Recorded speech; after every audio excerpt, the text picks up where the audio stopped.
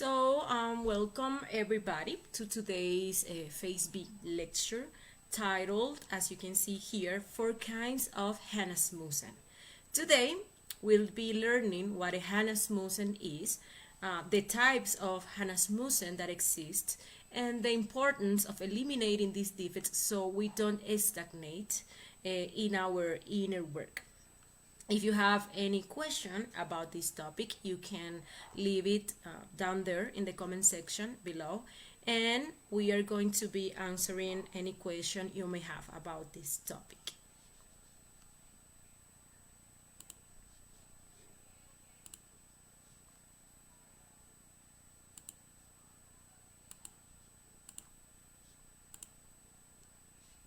Well, first, we're going to be explaining what a Hannasmusen is. A Hannasmusen is a person who has two centers of gravity. That is, they serve the devil and God at the same time. One moment they fit the consciousness, and the next they fit the defects. Therefore, they are undefined. They are neither cold nor hot. They are something completely gray that will serve neither the white nor the black.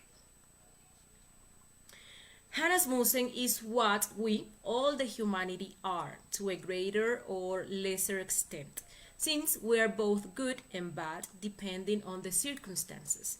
Let us remember that our psychology is dual. So we lack true integrity or true balance, resulting from the synthesis of these two opposites. A balance that leads us to act consciously and awake at every moment. We will find details of these defects precisely in the fact that sometimes we want to act consciously to do the right or the good thing, but other times we fit the ego even though we know it's an ego or psychological defect that is manifesting at that moment. We don't want to eliminate these defects from our psychology because we are so attached to the pleasure they generate us. So we don't put any determination or seriousness into working on them. We even have those defects that we love and cherish so much that we wouldn't dare to touch. This causes us to generate a double center of gravity. And when we include the use of that creative sexual energy, we begin to create upwards and downwards. We know that if we don't transform the impressions we receive through the five senses with psychological death and become identified with the defects that manifest throughout the day, our energy will be dirty or contaminated. And during a suprasex practice, we won't be able to ascend it through the spine. This dirty energy will lead us to sexual nocturnal emissions or sexual falls, generating all the consequences of fornication. While it is true that sexual falls may occur initially, we should not be condescending toward these falls, but rather reflect on the reasons or defects that led us to fall during the suprasexual practice or made us have a nocturnal emission so that this doesn't happen again. Let's remember that every time there's a fall or a nocturnal emission, this energy goes to the tail of the kunda buffer. This is how the process occurs. Sometimes we go to practice and raise energy up the spine, thus feeding consciousness, and other times there's a fall, so this involutionary energy condenses in the tail of the kunda buffer. So we are condensing energy upwards sometimes, and other times we are condensing energy downwards. Unfortunately, that energy condensed downward by gravity can plunge us into the abyss at any moment, and we end up undoing the strength and work we are doing. Therefore, we must be very careful with this. Now we will detail the four types of Hannasmusen that exist. In the first category, we find the people from the outside world who don't know about esotericism and aren't interested in it. They are not interested in anything related to the awakening of consciousness or the occultism, and they only have a planetary body. They are people who even receive this knowledge and aren't interested in working with it. They are only interested in life and material things. However, throughout their existences, that people has created and nourished the ego and have practiced sex even though they don't know its power. So with that energy, they have created and fed psychological defects. At the time of death, the only thing that survives there is a pile of devils or defects that have no value. When one of these people concludes his existence 108, as he didn't work with the transmutation nor with the three factors, he will go into the process of involution. And there he will disintegrate very quickly because as he never transmuted his energy, he didn't crystallize his energy nor create any solar body. We are talking about that. What we are saying is that this person could last decades or hundreds of years going through involution in the submerged spheres of planet Earth. In the second category, we find those who already have created astral body and haven't died within themselves. That is, they haven't seriously practiced psychological death. They created the astral body for their own use, but they didn't pursue esoteric work. They lacked continuity of purpose because they didn't have a permanent center of gravity around the work of their being. Rather, they saw an opportunity to use certain subjective faculties and feed the ego and get power or material things. The lack of death, the psychological death, and continuity, coupled with the condensation of involutionary sexual energy, led them to devote themselves to sorcery and black magic. When their 108 existences are over, they enter involution, which is much slower because their astral body takes longer to disintegrate. This process could take thousands of years. We've surely heard of people who possess certain faculties and even powers, such as clairvoyance, telepathy, telekinesis, and others.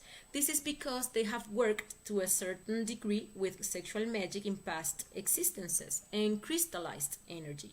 When they are born into this existence, even from a young age, they already possess these abilities or faculties, which turn dark due to degeneration and the developing ego. And then they end up working with black magic and opening magic and divination offices. Well, in the third category, we find those who created all their solar bodies and didn't die within themselves. We are talking about the nirvanas. In this case, the involutionary process is even slower. They have no choice but to eliminate what they have of Hannasmusen by dissolving the ego or devolving permanently into the bowels of the earth. This process could take hundreds of thousands of years as 5 bodies must disintegrate.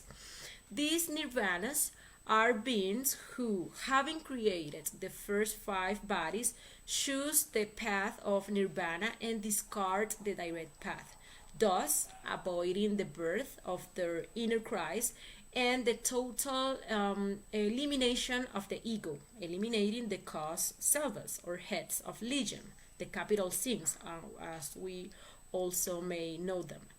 These beings only reach the level of men.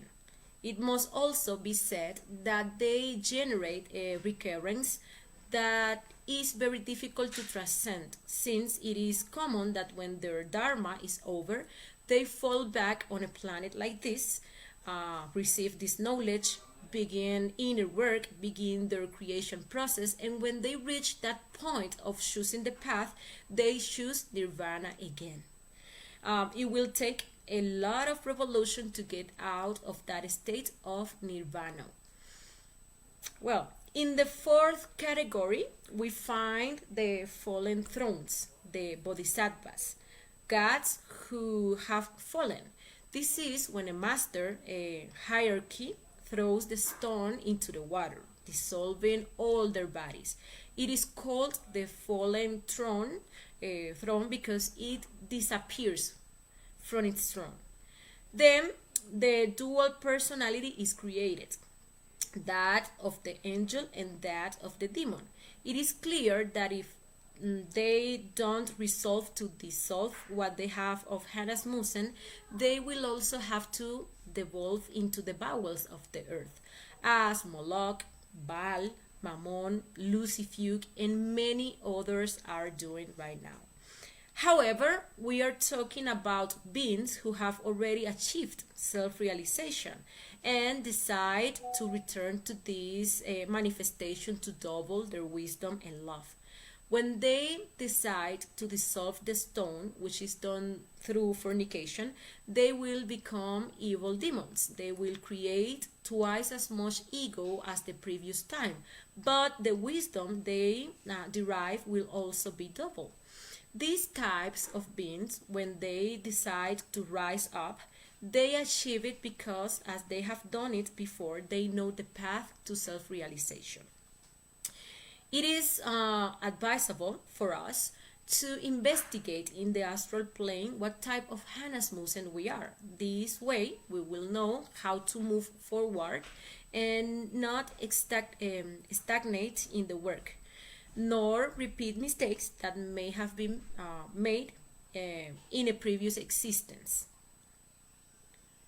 If we are, for example, Hannasmusen type 1, we must transcend it by practicing this knowledge and the three factors for the revolution of consciousness. Once we have received it and begin the process of balancing the centers and the internal creations, we must avoid getting distracted by life and all its issues and dedicate time to inner work and the practice of the three factors that will lead us to advance. If we are shown that we are Hannasmusen type 2, we must take the work seriously and make the decision to be radical with our psychological defects. We must stop feeding our egos from time to time. We must work to eliminate that selfishness and those black magician and witchcraft egos we carry within ourselves, to prevent our power from being overturned by creating upwards and downwards and straying from the path. If we discover we are Hannasmusen type 3 Nirvanas, we must work on the revolution, because it is because of a lack of revolution that these people choose Nirvana. When a person without revolution reaches that point, they feel very tired. They feel they've done too much, that they've had enough. They are terrified of the work ahead of the second mountain, which is the mountain of death.